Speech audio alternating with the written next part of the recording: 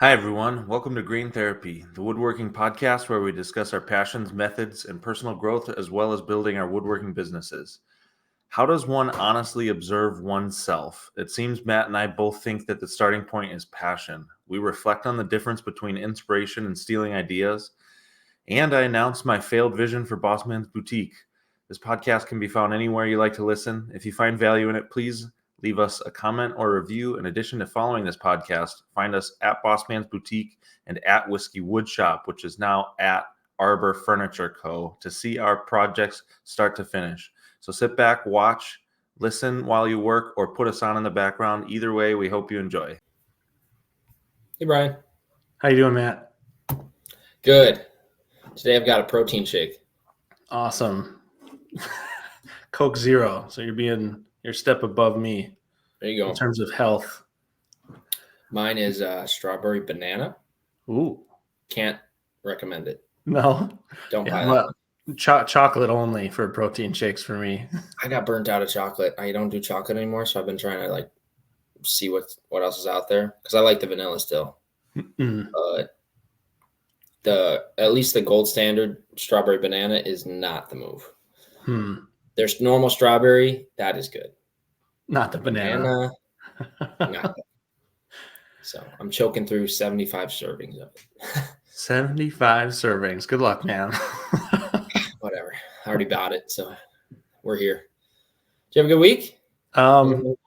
Yeah, I had a good week. Not much updates in terms of woodworking again, but as we kind of finished talking about last week, I'm still digesting some of this life coaching stuff and trying to figure out the path that I'm going, or basically how to combine that with what I've been doing and see if I can't make something new. I think that's really kind of where my head's going.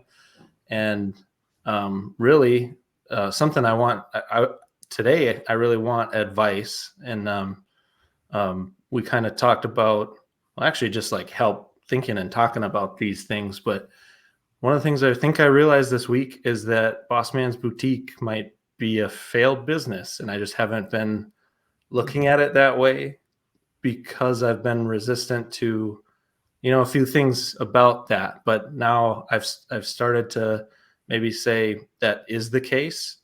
And I'm ready to change that into something else and just kind of figure out where to go. So okay, the woodworking is not going away. It's not ending. Yeah. It's just the way that I initially intended the business. It's just not me nervous. Yeah, it's not. It's not going the way that I thought it might. And I got really honest with myself this week about that. And on the other side of that reflection, I think I've found some exciting things, but difficult. So I'm glad we have a chance to talk about some of these things. How's your week? Yeah, let's get into all that. My week started off pretty terrible. We film these on Tuesdays, and Wednesday is my big shop night. So it's always nice. I get all hyped for my 4 hours in the shop on Wednesday nights. And Wednesday was just a terrible day, and I'll leave out some of the details, but there were just annoying things kept happening. I spilled oil all over myself at work, and then I got a call from my wife at noon that she was trying to heat up the shower because we let it run for like 30 seconds, a minute, because it's the second level, so it takes some time for the hot water to get up there. She's like, it's been on for like 3-4 minutes. It's ice cold. It's like, that's not good. Can you go in the basement? Call me back. I'll head home either way. Like, we need hot water. So she calls me back in like 5 minutes because she had to, go downstairs, check it out. Yep. There's water everywhere. It was leaking out of the bottom of the water heater. Water heater was only from 2019. Okay. Whoa. So that I was not stoked about. And we just replaced our boiler in November, and that's $9,000 because the boiler heats the whole house through the baseboard heating. Okay. So I don't have forced air furnace. There's not one on that wall, so you can't see it, but there's small little baseboards around and it's really good heating. And the water heater should have been fine. And this whole time when we bought the house, the boiler was 30 years old or whatever. So we're like, that will probably need to replace soon. Those are expensive. We'll just plan for that. And we were fine. We did it like proactively. but Mm-hmm. this stupid water heater went out after 5 years. And so I got some quotes. Long story long, I ended up choosing to do it myself. Oh, And uh, there was just a lot of confusion, and because I was going to make it a bigger unit, because what the guy told me who came to quote said that I didn't have a big enough unit for my house. If it's a 4-bed, 3-bath, and it's like, but it's only 2.5 bath. So he was like, you need a 50-gallon. So it's like, so, and then I need to make adjustments to the area, and then I got to like worry about all this. Anyway, it was a long night, and I just really, really wanted a beer at the end of it all.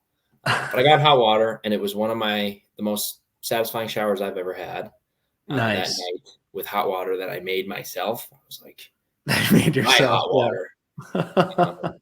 So now I know how to do that. So that's nice. Yeah. But it fairly cheap. Like, it was, all in all, it was probably like $900. Okay. And they were quoting me, first place quoted me 24, second place quoted me 17. So Okay. nice. Yeah. Worth it to do it yourself if Yeah. you're confident enough to get to the end there. Is it so? It wasn't in like Is it in your basement? I'm assuming. Is it finished? Is it Yeah. It's an unfinished basement. There was some okay? carpet that got soaking wet, but we were planning on tearing it out anyway. So it went out that day, because I was Okay. not, why would I dry this out just to tear it out some other day? So So yeah. all things considered, not the worst thing, but I No, can. Yeah, that'd be a stressful day. Jeez.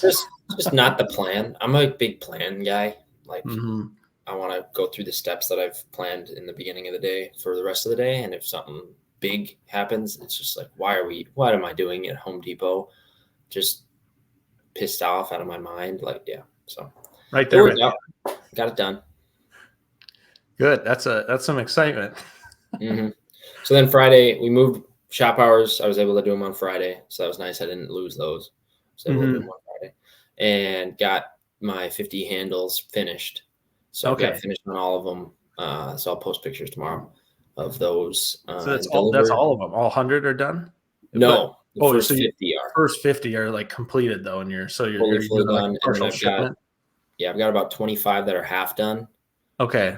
And then I got to get some more wood, a couple more big 10-quarter pieces of maple. And then I Yeah. can turn the last, I probably got to turn another 20, 25.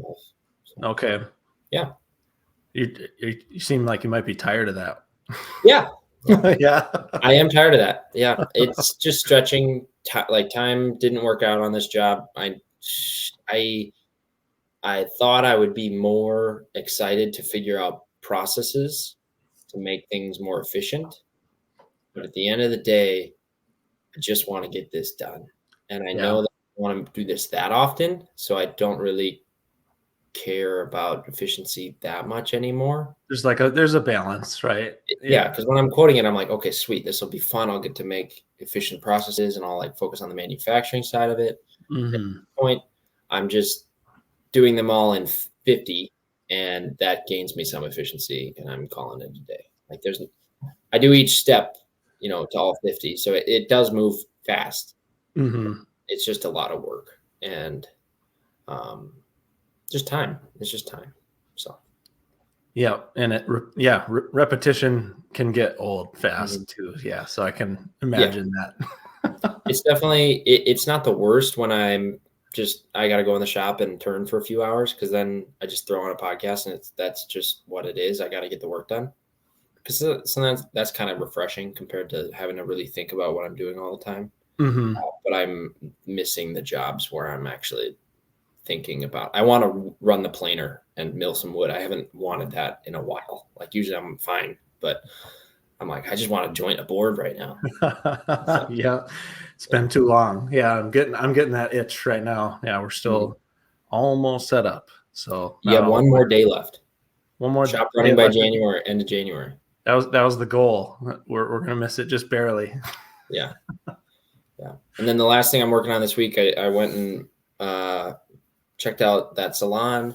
So Oh I'm yeah. working on some quotes, kind of taking it slower. I usually have pushed my design and quote process really quickly, because I'm always in the mindset like I want to win this job. So Mm-hmm. then, like I'll meet them on a Tuesday and I'll say, okay, I'll have a quote for you by the end of the week. So I've given like 3 concepts all designed in CAD by Friday or Saturday after meeting them on Tuesday. Okay.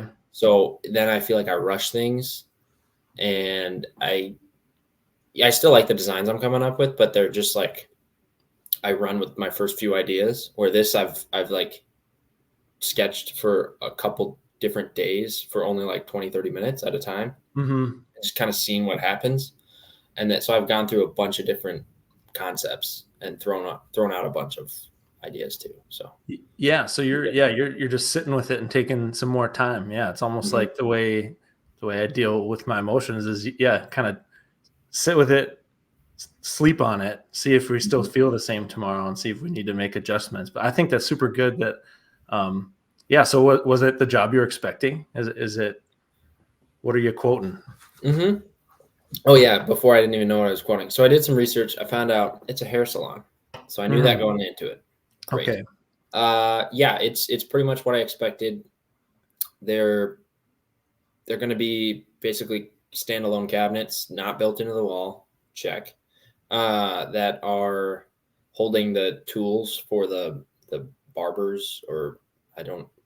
We went over this. I don't know what the stylists. Okay. Stylists. That's what they're called.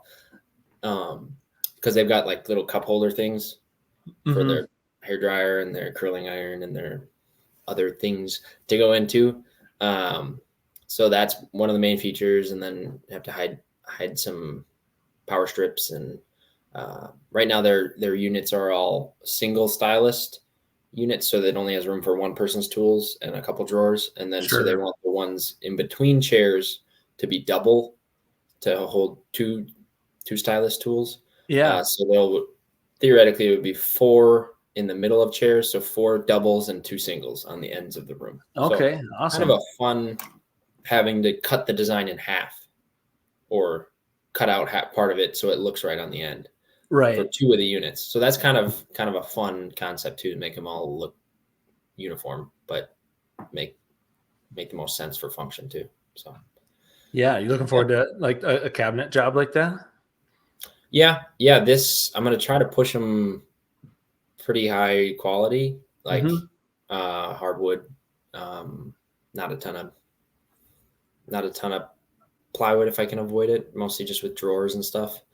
And trying to work in some other stuff as well. Trying to push them maybe to put some lighting in, because they Okay. have some shelves up above. So I got to incorporate. Right now they have some floating shelves, so trying to incorporate either more storage down below or the shelf system above it too as part of the unit. Mm-hmm. Um, so lots of different places I can go. Their colors are black, white, and honey gold. Okay. So like a wood with poly on it. Sure. Um, so I'm thinking it's going to be a white oak job, with some Rubio on it or something. And I might try some red oak with the Rubio black. I've been really wanting to do that, where it's just the deep black, but the grain is still there. Sure. Yep. I've been trying to get somebody to bite on that for a while. But the hard thing is scrolling through Instagram, I see all these ideas and I just want to throw them in. And it's like, you don't want to copy exactly what they're doing, but like that would be perfect for what I'm trying to build right now. So then I don't know do you balance that at all? Like what do you think when you see a great idea? Do you try to deconstruct it? Because that's what I'm in the middle of. I'm trying to deconstruct what they're doing and take only a part of it as an inspiration versus a copy. Yeah. I think that's about what I do. I think I look for what's out there, and I gotta say, there's been times where I just do a straight up copy of a thing to try it out Mm. to see what that's like, and that's especially true of patterns. But I think, yeah, as I'm like gathering inspiration, I do a lot of saving posts of the ones that really made me feel something, right, or just like, oh, that's cool. Usually, it's a feeling of I want to do that, or I want to try that Mm. and see if I can replicate that. But I always try to put my own little twist on it. So I don't know how I deconstruct it, like you're saying, but that is really what's happening, where I'm taking the pieces, it's usually like something in relation to something else. And then I'm going to mess with that relationship a little bit is how I would say I put my own twist on it. Play with the proportions or something. Yeah, but that's not really it's hard to picture. I don't know. I can't describe it better than that. So that's why you're taking some more time. You're trying to make this original and you're spending more days doing some drawings and Yeah. I wanted to give myself, I told them I'd probably have the concepts in 2 weeks. So I gave myself a whole extra week. oh But yeah, that's I mean, awesome. that's reasonable for some concepts to go back, and I'll give them two. I think I'm settling on two main ideas that have different features, and I'd like them to tell me what they like of each one. Or if they love just one, then we'll run with that, right? That's kind of Mm-hmm. how I work right now. But the main reason I wanted extra time was my inexperience with barbershops or Mm-hmm. not barbershops, salons. Salons. So I have not had a lot of time there, so I want more time to do research and just know what tools are used, what do they look like, how often do people use it, like all the basic stuff that normal people know who go get haircuts. So you're But gonna go get a haircut? That's like perfect no, why research would I do that? opportunity That to would get come all out the of the research budget. you're looking for. Could I use business money on that? That could be Excellent. research as a write off. Yeah. So what yeah, so you said there's going to be like some shelving on top of the cabinet and to with specific stuff to like the type of equipment that they have, or are they just saying we need something that fits these items, or are you kind of even picturing like special slots for things, or what Yeah, do so you when you look up like the barber shop, I gotta stop saying that word. yeah, Tool salon. holders, they basically look like metal cup holders that you can Okay. put hot implements in. So some of them have, like the ones on Amazon have little small ones for curling irons and big ones for hair dryers and like a square one for something else. So I could buy a kit of just the actual metal pieces and work them into the design so that they fit.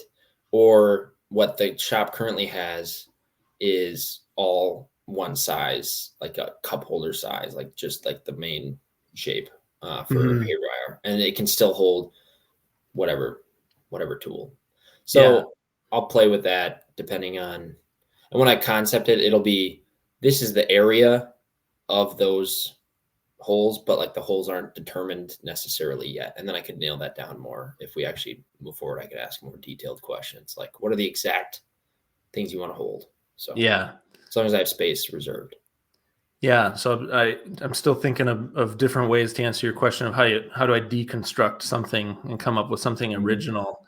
And I think the main thing that I've been trying to do lately is like think about the function. And I think you're very similar to that too, is like Mhm. what is this going to be used for? Um, and I think I've been in this mindset a lot too as we're setting up the new shop and thinking about process flow is like, what are the things that the person using that space or that thing is going to be doing a lot and might cost them extra time to do it a certain way compared Mhm. to a different way. And just like Nate and I have been talking a lot about the advantages of do we have tool carts that move around the shop or do we just have different um, why can't I think of just like when you just set stuff up on the wall? French cleats, just Oh yeah, in a lot of different places. Um, cards. yeah, so it's carts is the I way. vote Yeah, card. but yeah, so it's just kind of I think a lot about the function and yeah, and do a bunch of research like you're doing. You say you're going on Amazon and just looking at what's out there, and Mhm. then just trying to combine into what's a more satisfying way to do that same function. It might feel for the user where yeah, I think you get what I'm saying. I think that's Yep, probably my starting place is function. that makes sense. I find myself guilty about taking inspiration off Instagram a lot. I mean, that's my main source of inspiration is Instagram because I'm always on it with the different business accounts and just like Mhm. scrolling, looking at new furniture. What's And the guilt? Do you think there's like, I mean, for how many people do woodworking, right? I mean, it might be less sure, than like even in like your engineering job, the amount of woodworkers might be a lot less than that, but like we're all doing the same thing, just a little bit different. So what is the guilt around when you say that? Well, I don't. I always want to make something new, so then I Mm-hmm. feel like I'm kind of like half-assing it by taking some like looking at all these pictures and then combining into one thing, even though that really helps. But it's almost like this person, like depending on their level, right? If I go to IKEA and look around, I don't feel as bad because it's everywhere. But if Mm-hmm. it's one person who's like an artist and they made that for one, like it's a one-off, and I take heavy inspiration, then it feels like it's more theirs. Now, granted, they might see what I'm making and see that I'm small potatoes and go, "Oh, nice, that's kind of flattering." He's doing my whatever it is, my style here. Like the Manhattan cabinet has those fluted doors, and that was like heavily inspired Mm-hmm. Instagram. And within that cabinet, it also has a wine racking, that horizontal wine racking that is heavily inspired from the same person. So I took two concepts, put it in one cabinet, and it's a drinks cabinet. So I'm like, I feel bad. I tried to spin it a little bit, do stuff a little different, but then that's where I'm like, I designed it and I put it all together, but how much did I design it? Right? It's just Yeah, some self-taught stuff. yeah, you reverse engineered it, and so Yep. that's something. But Mhm. also, like, yeah, I guess just flip the script. What if you're that guy that you took the inspiration from and you made your cabinet? How do Mhm. you, yeah, do you feel weird that somebody took two of your ideas in one of their big projects and No, you they're just call a lawyer, and no, just kidding. No, it would be flattering, but it there's a certain amount of it feels like cheating a little bit, and I want to push it more. So that's why I'm giving myself more time to work through the ideas and try to just like chew on them more yeah. and see more things rather than see the first couple things that I've seen on Instagram most recently and use those in the design because they're on the top of my mind. Hmm. Which is crazy how your brain works. Like you don't even realize a lot of the stuff that you've just seen, and then you start drawing, and then it's exactly what you just saw on Instagram. Like that happens to me a lot. Like I'll start sketching something, I'm like, oh, okay, this is literally stolen from from somebody because like I'm just thinking about what I saw earlier without knowing it. Yeah, yeah, your brain knows what you like, right? Like, I think it's Mm-hmm. that simple. But um, yeah, I think what you're describing is something that I think about often too. Is like there is some of that guilt and a want and a desire to do something that's totally new and different, but at the same time, um, I think it's just true across like human history. Like we're all just standing on each other's shoulders, and I think if you're feeling that guilt, it's really important. Um, and I guess I'm going to talk to me, not as much talk to you or to everybody, just to me. Like when I'm feeling that guilt, I have to focus on getting super clear about why I'm doing it in the first place. And if I know that why I'm doing it isn't just to like, steal this guy's idea and like capitalize on, profiting from doing something that's been done, that's Mm-hmm. not really the goal. If that was the goal, then I'd feel a little differently, but I know it's not. That That makes it's like this is a piece that I felt inspired to make and it needed this detail. And yeah, this other guy helped me get to an idea of a whole thing that I liked, but I'm not, you know, making my business on this thing that I took. It's just a piece of helping you learn new skills, go through the process of start to finish of an idea, bringing it to life, and you're learning throughout that process. And so then you're going to evolve and reapply a lot of those things. And yeah, there's a period of time at the beginning of any business where it is imitation until you've done enough where you start to get your own ideas under you a little bit. mm-hmm. I don't know. See, That was and good. like I say all this too, and I have the same feeling about, oh man, I know I've heard enough conversations about self-worth because that's where my focus is lately, that like I'm just regurgitating a bunch of ideas that have already been spoken, but I'm just applying it to my own life, right? So that's what we're all doing all the time. Mm-hmm. So no Yeah, need no, to that's feel perspective. Did you feel any of that when you were making gaming tables? Because I know they were heavily pointing at wormwood, right? yeah. And that's the industry leader in that right now, probably. Yeah, so there was a little bit of that, and I don't really want to I want to talk too much about them, but there was like I do really like Wormwood's product, and like they obviously have a system that works and a team that is able to put all the pieces together and do that really well, and it's really cool. Um, but yeah, it's kind of one of those things. When I posted my first gaming table on Reddit, it became a thing that I was looking into. There was a few people who were trying to shame me that I didn't give Wormwood credit, and like I wasn't trying to avoid giving them credit. It just Mm-hmm. kind of was like, here's this idea that's like clearly taken from somewhere on the internet in terms of these accessories slide onto that metal bar, and so Yeah. that's like the big feature of the game table. But I made it look way different. Like I put it in a different costume, and that Yep. made me feel like I wasn't stepping on any toes. But people were asking, can I sell plans for that table? And then I had to like be like, well, actually I don't know if I can, because Sure. I have to look if that's like an idea that's patented. And long story short, it's not patented yet, but they're trying to get it patented, so I could sell those plans. But Mm-hmm. honestly, I haven't even put it together because of some of the doubt around that idea of like, should I go to those lengths to try to sell stuff that somebody's actively trying? I can convince myself either way with enough time, but I'm trying to remember just to focus on what's the next cool thing that I'm going to build, Yeah. and Well, keep it going that way. and you took inspiration from like the most functional part of that table, but then you took it another level with your second table with the raising center. I don't know that they have that. Maybe they do. They have I a mechanical crank that can Okay. do it. Another level. You fully customized it for your customers who wanted, that different look, the different touch. So the first one with the big gradient, and then the second one with the Art Deco. Like, it's not the same thing, and you don't Right. have to say anything. If they were to ask, you can say, yes, I took heavy inspiration from you because you're killing it out there, Yeah. and it makes sense. That's a great feature.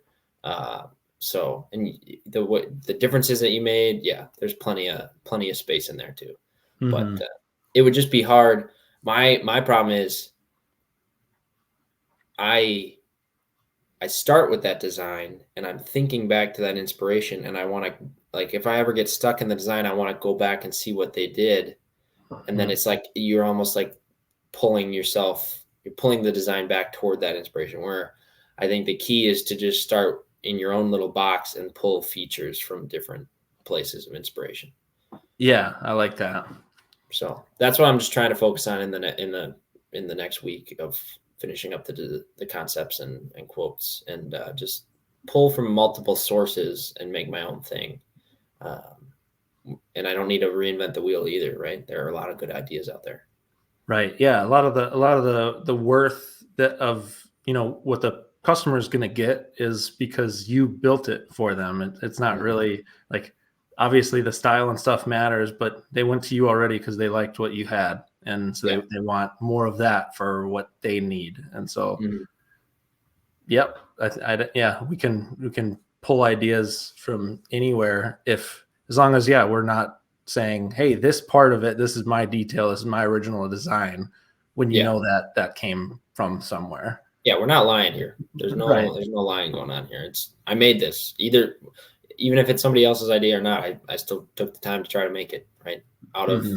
respect for them. They inspired me to do it, so that's cool. And I liked what you brought up earlier, like the root of why you're actually doing it is to learn and to grow too. And the real reason why you're doing it isn't just trying to profit off someone else's idea. That kind of gets to like the main reason we even have the business in the first place. Right. Yeah. Yeah, but it's also easy too. Is like when you're talking about feeling that guilt, and like, of I got all these inspirations, and as I start drawing, it seems like something else. It's easy to start like accidentally telling ourselves the story, or or just not telling ourselves the story that I'm just doing this to learn, other stuff creeps in.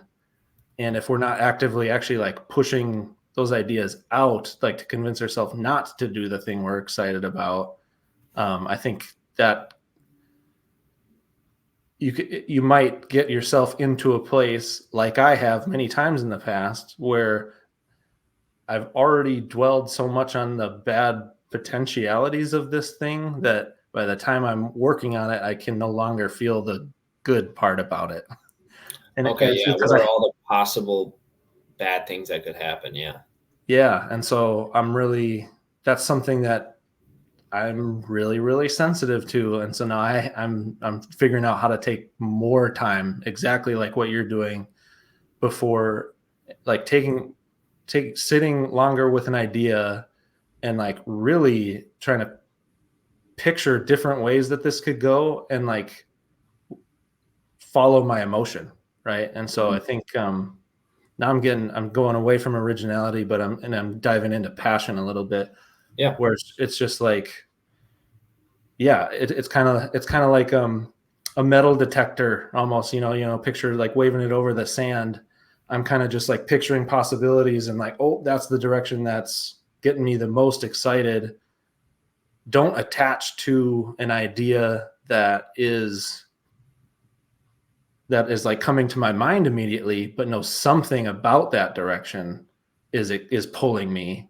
And so now let's break down whatever that is and try to break it down further and further and see what is actually causing the most excitement. I don't know why I just took that path there, but it just kind of that's what it's like for me when That made sense. yeah, and it almost seems like the more I can do that, my ideas end up being more original. And because I know that's the thing that gets me the most, that's part of what makes it exciting for me and satisfying to finish a project, is that not only did I find something and create something that I was excited about, but I went all the way to the end and made it real. Yep.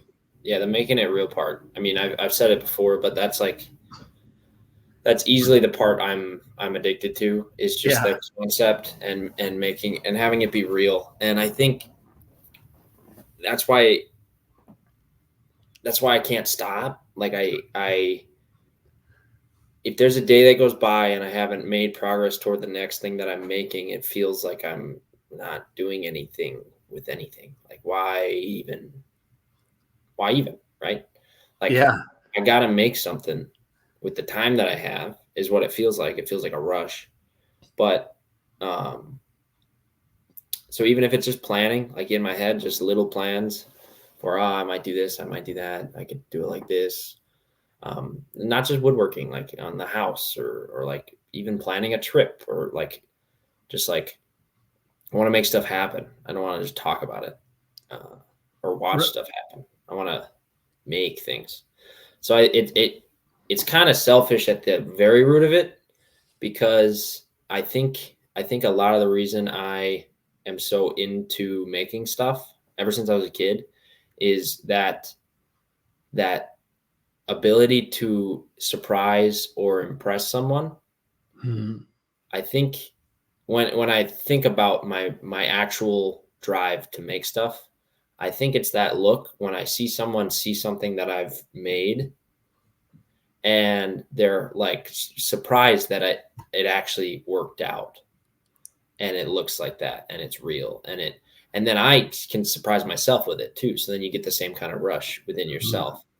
And I think that's ultimately, because I say I'm addicted to making stuff, but I think I'm addicted to, it sounds bad, it sounds selfish, but I'm addicted to impressing people, or like surprise, that moment of surprise on someone's face when they realize that I did that. Like, because they just don't think that would come out of me. Is it selfish? It might not be. It depends on how you look at it. I think there could be a selfish path to go down it if you focus so hard on, I got to impress people all the time. It's all about me being impressive. That could lead to selfishness. But the way I'm doing it, I'm trying to not be selfish, and it's just like that's actually what just makes me feel the best, is when I can catch someone off guard and they go, "Oh, you made that?" Like that is like it for me. that Yeah. that feels the best. Well, so what, like, I guess what I think about, I mean, first of all, totally understand the feeling. That is a wonderful feeling. Like, I Mhm. can't, part of when I first started doing craft shows, at fairs, and the conversations were really difficult for me at the beginning of just like getting out there, like, this is who I am, this is what I do, and just like not wanting to be seen yet, and Mhm. like, but I do remember some of the best feelings where when somebody walks to your booth or through your booth, and you kind of get a feel for people at shows, and you can kind of see by the way people are carrying themselves or walking around which ones are there to buy and which ones are just browsing. And Mhm. um, I love when people who were clearly there just to window shop just get like drawn and like magnet to your booth, and then like, yeah, see something that they're just like, wow, like somebody did that. That's the best feeling. So Mhm. I mean, I think, yeah, I think it's about perspective when you talk about the selfishness of that. I think it's just like most things, there's balance, right? I think at the end of the day, we should be, I don't want to do shoulds. I don't want to put shoulds in people's mouth, but um, I think for me, I should be pursuing those types of feelings or those types of reactions, because I know that as a people pleaser, and I struggle with that, as we've talked about on here, to Mhm. debilitating degrees sometimes. The more aware I'm getting about that, the more I realize how blind I actually am to the opportunities that I could give myself more credit through other people, right? So I'm always actually looking for, like, from a selfish point of view, I am trying to put this thing together that gets that reaction that Yeah. satisfies me, because that's some of the feedback that I get that says, okay, I'm doing the right thing in life if I was doing this thing for the excitement, for the passion that I felt, and it caused that reaction in somebody else, which I think in most cases, this is something that we should maybe talk about, is like, how many times is that reaction in somebody where they're surprised that that happened, is that negatively impacting them? Because if it's not, that's not selfish, I don't think. It would only be selfish if that's the only reason I'm doing anything is just to get energy out of them, right? Like, it's not energy, so Yeah. it's not taken out of them, but if that's my only drive, then I mean, I use the word selfish 17 times to give myself like an out for feeling Yeah. bad about being, you know, But it's, yeah, like that's how I label my emotion, or like the way you mhm. described it. That's how I label my own emotions. I feel selfish sometimes. But sometimes Um, you need to be to find joy. Sometimes you got to say, "Hey, this is good enough," and this is yeah, yeah. And I think the reason that surprise reaction or any of the catching people off guard with it or that feeling when they like double take, like when you're not, I don't even have to talk to you about it. I even like not knowing. I like just watching you interact with something like I've talked about with the cabinet in the mall when I was showing it off at the expo, watching mhm. people react to it and like look it over and look at the details and like rubbing the side of the cabinet and like smiling at the person they were with. I'm like, hell yeah. Like that is it. And but I don't need to be standing there. I don't want you to say this is really impressive. You have such a talent. Don't do that to me. Like I want that surprise because that's what feels genuine. Like I think Right. there's so many times people are like, oh wow, you're doing so good. It's like, okay, what does that mean? Is that genuine? It's really hard to know. But when Right. you catch someone off guard and they're like, holy shit, look at that. It's a That's true genuine. emotion, right? Yeah. Yeah. So it gives you as an artist, that is our fuel. Like, I think that Mhm. is it. Like, I think that is the goal. I think the time that passion is bad is when you, not bad. Passion, I think passion's good, but I think when it can become a problem is when so much of my, like, I get out of balance when I'm spending a lot of time daydreaming and coming up with good, better, different, even better ideas. And then I jump too often too soon to not finish the last thing Yes. that I was excited about. I think that's when it gets bad. And I think it also becomes a problem if, you know, a certain percentage of my waking life is dedicated to that thing and not the people in my life that I care about. Mm-hmm. And so there's that balance, but and I think there's times where we got to put ourselves intentionally way off balance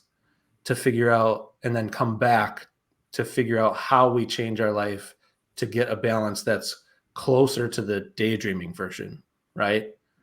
Does that Mm-hmm. make sense? Am I Yeah. just rambling? Okay. I relate to that a lot. Like just like because it feels good that when you're generating ideas and you're in that dream phase and you're like, oh, we could go here with that, we could do this.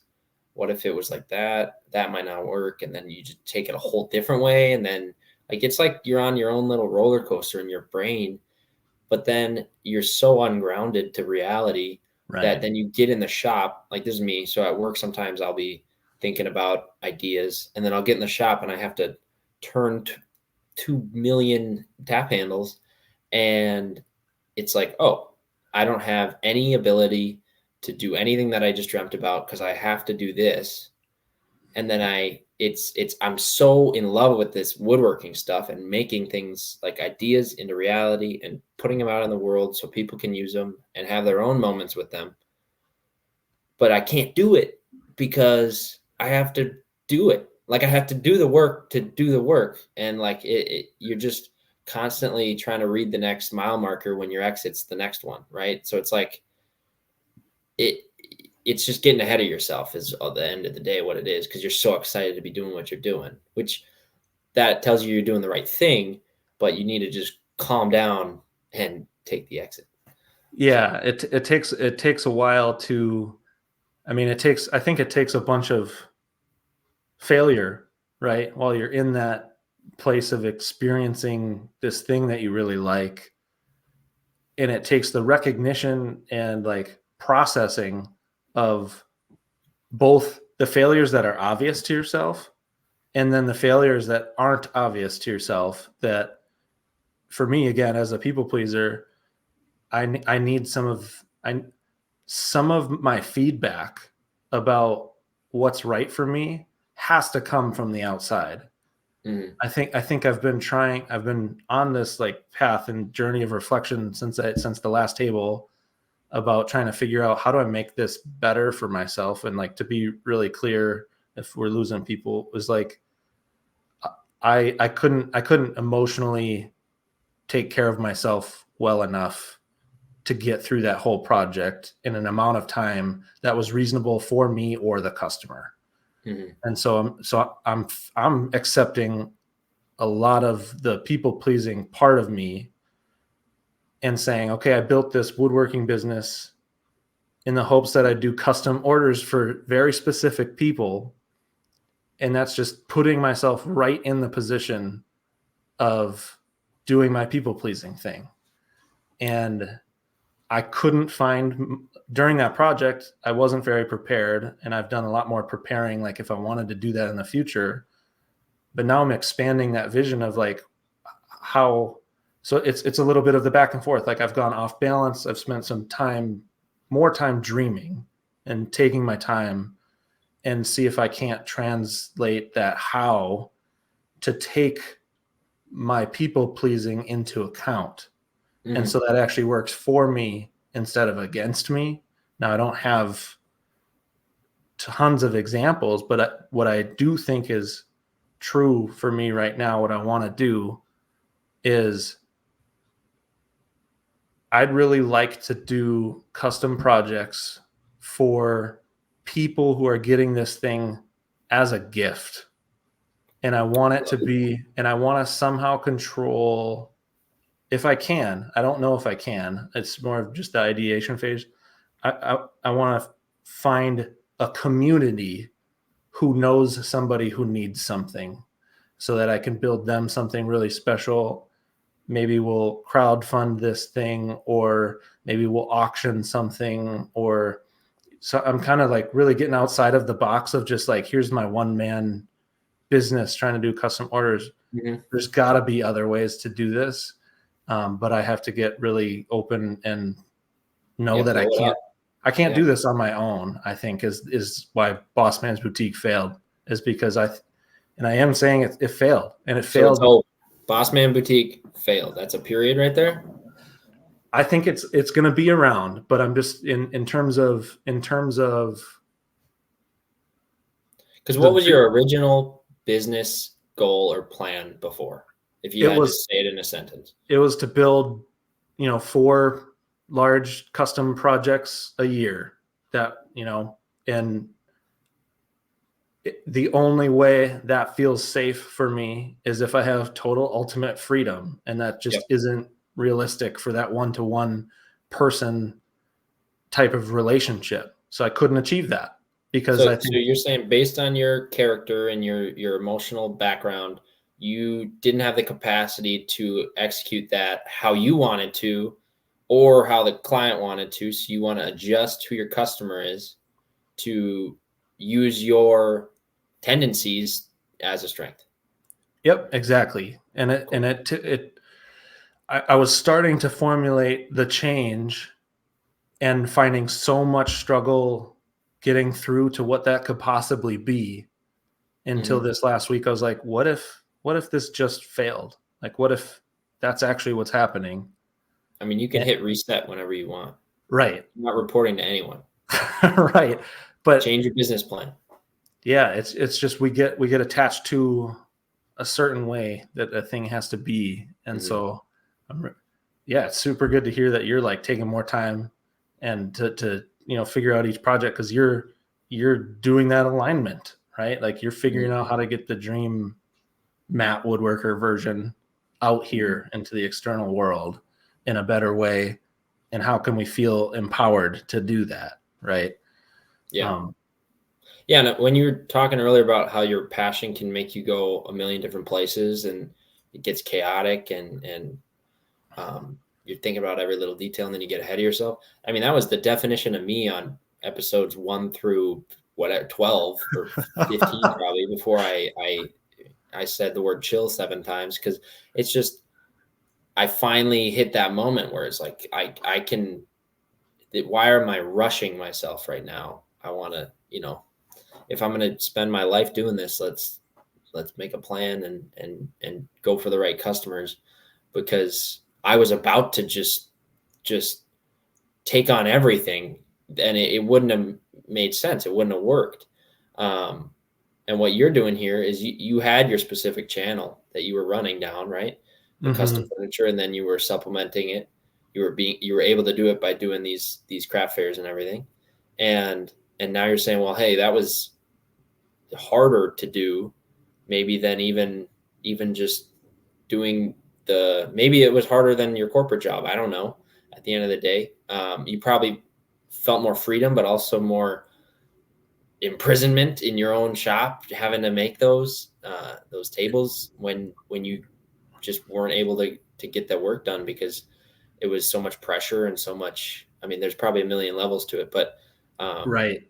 Just that custom one-on-one with a client where they're making all the rules and you're in a box. It sounds like you're going to make your own box. And so that's an interesting brainstorm too, because it's like, how do you, if you want these to be gifts, how do you get paid? Right. So, right. So you need to find people who want to give your work to someone else. So now you need 2 customers almost. Potentially. Yeah. And I'm thinking about it as more than just me right now. So I think I want to see if I can't put a team together. Right. And maybe, I don't know how I'm going to find that team yet. Maybe it's just a really vulnerable social media. Hey, here's my vision for the future. Who wants to, jump in on this with me?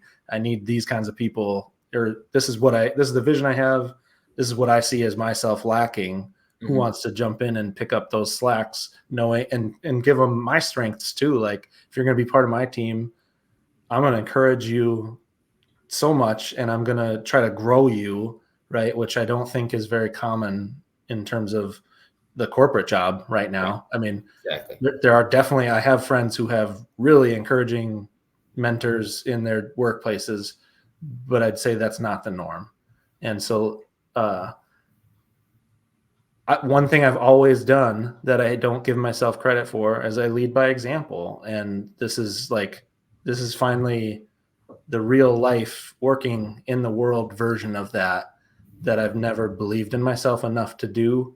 And I still don't, but I It went takes off balance. practice. Yeah. I went off balance enough into that dream place where it's like, it helped me recognize what I have when I'm not dreaming. Right.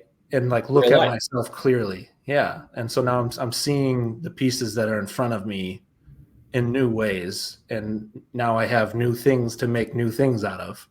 And so, I feel like that's exactly what I just went through too. Like where yeah. it's like you realize my life is not bad at all. Like I've Hmm. got this going for me and I can just keep the train going. Let's just point it in the right direction. Right. So then you can brainstorm on the path that you want to go down and go back to dream world and figure out how to make all the different possibilities. So Yeah. um yeah, I just want to ask you all the questions, but like if the business plan isn't there yet, right? Like maybe it's not put together, but would this mean you're trying to pull together more pieces in a year, more than just four? If that was Um, the original path? it kind of, it depends on, it depends on a lot of things. Yeah. I think it would be really, really meaningful to do more than that. Right. But I'm also picturing, yeah, it's tough to say what I'm picturing when Mm-hmm. it's not a full plan, but I should just do it. So one of the things that like I'm picturing having a marketing person. I'm Mm-hmm. picturing having potentially like a video team or an interviewer type person who goes and meets people, interviews them, gets life stories around this community. And maybe there's somebody who's hurting inside of that community that has low sense of self-worth that I hope I could be able to speak to. And so the project that um, would be built would be for that person, with the recording of the stories and the interviews around the story and how people see that person in their life. It's kind of like the Queer Eye model, if you've Sure. seen that show. Yeah, so that's kind of what I'm picturing. Where, yeah, let's get these people's stories, which is already going to be illuminating in a lot of different ways, because what I'm learning as I'm doing my reflecting, the most power I have to do more of what I want, which is help people, is to show people what my pain is, right? And speak to that and help people feel like they're not alone. And if I can do that with a business somehow, I'm going to be excited. I hope that the people that are part of that are going to be excited. And I hope it's not so much a, here's this work that we have to go do because it's our job and get paid. It's like, no, this is everything. Like, we're helping people, and in a new ways. And so that, like, it's just really getting me to a place where I am aligning those failures, any failures down that path. I feel ready to try again and do it differently. Mm. Where here, when I did this table and was thinking about ways to keep the vision the same, where I'm doing custom orders one-on-one, I couldn't figure out how to make myself be more of the person that allowed me to do that easily. It just You were fighting yourself. fighting myself way too much. Yeah. Yeah. And so, yeah, there's just some clarity, confusion, all of the above. But yeah, passion's good. It helps. And Yes, you wanna use your skills and your love for woodworking to express your values, which mhm. is helping people and everything that you've learned into the world and help people with a crew. That's cool because then you've got people to work with.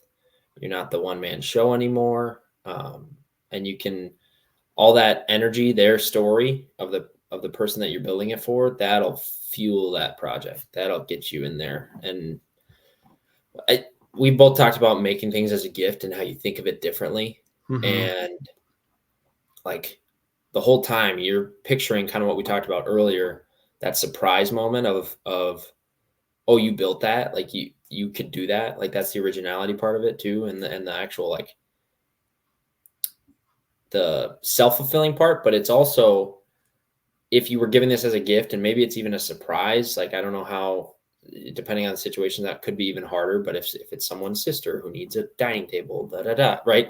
It's Mm-hmm. possible. Where it's a surprise, that's another type of feeling too that you could get by watching that happen. If that was even possible to have Right. that often. Um, Yeah, I think one of the things that, as I said, so as a people pleaser, my biggest struggle is that if I'm helping you, let's say in your life, even if you tell me, I'll hear it, but I won't hear it in a feeling way, if that makes sense, right? And so like seeing how what I've done is making a change for people is what energizes me. yeah, you want And so real proof. yeah. Yeah, and that feels, I have more shame about that statement than I think what you were indicating about like feeling guilt of taking another person's job. Like I feel bad that like I can't feel worthy unless I'm getting actual proof feedback. That hurts my heart to know that that's true about me. And I'm working on it. And I think there's slow change, but it's just like that's hard to face in yourself. Yeah. Yeah. I mean, it's going to take practice too, but maybe in the Mhm. past you've had a lot of false praise. Well, Or maybe the whole time you just doubted that you deserved it in the first place. And I I think can, I think a lot of it was us getting praise for things that weren't aligned with my values. okay. And I wanted people to see what my values were and get praised there. And I just didn't. Part of it was me not letting people see enough of me to know that that's the praise I want as a people pleaser. Mm, And some of it was what was done to me or around me that made me not want to do that because I had experiences that told me don't be yourself because that will equal pain. And sure. so now it's just working through that turmoil and now I see it clearly. And so yeah, it's just I was editing the episode the other day where you asked me, um, I think maybe it's actually the reel I'm going to release tomorrow. Mhm. Is you asked, is by reflecting a good thing or a bad thing? Like, is it causing me to like re-traumatize myself sometimes? And I think I think that was true. Like there was a little bit of both for a really long time, but now I think I've done enough of it where I'm feeling like it's almost always mostly good that I'm doing that reflection and being able to see myself clearly. So Yeah. Yeah. I think there's just a version of dwelling and there's a version of like glancing or examining. I don't know. There's a lot of stuff that I get hooked up on there where it's like, why did I do that from that long ago? Like, is that me? I don't want to be that, right? But you learn who you really are by what you do every day, and you can't take one day out of context, right? So, and accept the good and the bad. mhm. Yeah, I mean, literally everybody has problems. Everybody's messing up. So, if you dwell too long on something that happened or something you did at a certain point, it's only painful. So, Yeah. gotta move on too. But that's cool that I have the same reaction when I'm editing through old episodes. It's like, wait, I don't remember saying that, or I don't, the way he said it then, it was different to me. I heard it differently back then. And then that just shows that conversations are working and just my own change in the business is working too, where it's like just I mean, we're both doing the same thing where we're trying to narrow in on a new customer base where before I was trying to cast the widest net, catch every fish, become some huge, not huge, but just so busy company that it would justify me leaving my job. That's the ultimate reason I was trying to cast such a big net is because I was like, if I catch a bunch of sales, I have to do them. So Right. I gotta go full time. There we go. just overcommit to jobs and then you're there. But it's like I want to build a real client base and a real brand and skills before I end up there. So that was me. But then now you have the it's all about the project at the end of the day, and you want to be as artistic as possible, and you're completely throwing out the old customer, which I like. I like that. Like it's not fulfilling sometimes to get an inquiry that's, can you make exactly this? Like when they hold up a picture, can you Yeah. make exactly this? And that just takes the wind out of my sails. Like that's not it. And I think that's what you're trying to avoid overall.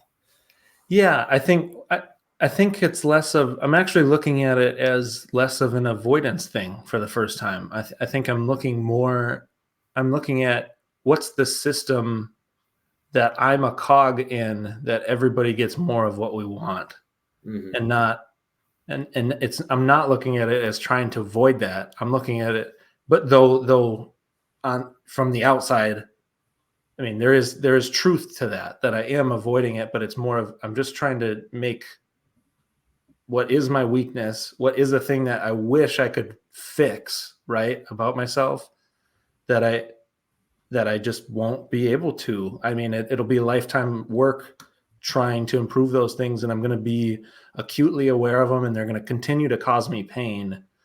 But how can I just get it to where those same reasons are what makes this new something else work better? And so I don't know what it's going to be. I was just kind of spitballing what's come to my mind so far of Yeah. what that structure looks like. But I'm not, just like you said, I'm not done thinking about it yet. I got to keep looking at this, keep drilling down to, again, what are the most important pieces of this, and Mm-hmm. how can I find more things in my real life to put this together in a new way that hopefully I find other people like me who have just been waiting for a team to get together, and maybe they'll hear what I say and want to be a part of that team, right? And Yeah. so, but the only way we find each other is by saying, "Hey, I've got a vision. This is what it looks like." Mm-hmm. And I mean, I've been for too long trying to get that vision perfect before I give it or share it. when it's by just spitballing that you kind of realize what works and what doesn't too. Like the harder things to say, maybe there's something sticky there that you gotta iron out a little bit, right? And That's then the things exactly that it. flow, when you find that flow state in your ideas, you're like, okay, it feels good. I'm onto something here. So it's kind of fun to, even if I'm taking your idea and twisting it and giving it back to you, you reacting and saying, well, it's not quite like that. Well, that tells you more about it than I even know. And because I'm just basically transforming what I just heard and trying to give it back to you in a way that, is this what you mean? Because this is what I heard, right? So that's kind of Yep. interesting to watch that function, Yeah, just it's kind of back like, and forth of the idea. what it's reflection, right? Like we can do that for ourselves, but there's always going to be an external reflection that's needed because we all have our own blind spots. And Yeah, so that's what we're doing. We're talking about it. We're getting those out in the air and open, and then we're doing something about it. It's I got to tell beautiful. you, you had me worried at the beginning with the woodworking. I thought I would. You said woodworking isn't going away, and I was like, okay, we can keep the podcast then because this is a woodworking podcast. Yeah, we're But just restructuring, and yeah, I'm trying to find something new that maybe hasn't been done. We'll see. you're just pursuing what your drive already is. Like you're just identifying what your real passion is Yep. behind it all. It's not you caught the high of the building and you got that part locked in. You know what that's like, and then you thought it was for the custom builds and the customers like everybody else online that you see, because that's the common, like that's what you do, right? You make big pieces for Hmm. people who can afford them and want to do custom work, and then it didn't feel so good and it puts you under different stresses that you hadn't had to deal with in the woodworking phase, which was originally an outlet for you. So then it Yep. wasn't an outlet anymore. So it's like, how do you're pursuing the new customer, which is awesome. Yeah. Yeah. You made me think of kind of a silly thing but it actually adds clarity is like, yeah, you talked about people who can afford my stuff, right? And so Mhm. that's a big problem. That's a thing that I've been Yeah, running into is like, I want to make stuff that only the richest people can buy, like, or are super passionate about that thing.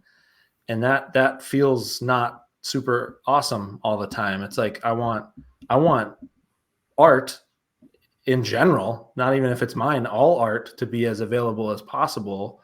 So how can we cast a net to capture that same amount of money, but then lift more people up at the same time, right? And sure. so if this is talking about other people's stories and hearing other people's struggles, along with here's this gift to you that shows you how much people care about you, it's just that's the wider net that I've been looking for, and just haven't been able to see it clearly. Yeah. Yeah, Yeah. just by incorporating the stories and everything, you have other income sources that are possible to make it possible in the first place, Oh, yeah. And right? the silly thing I was thinking in my head is like, I'm kind of like picturing myself like Robin Hood here.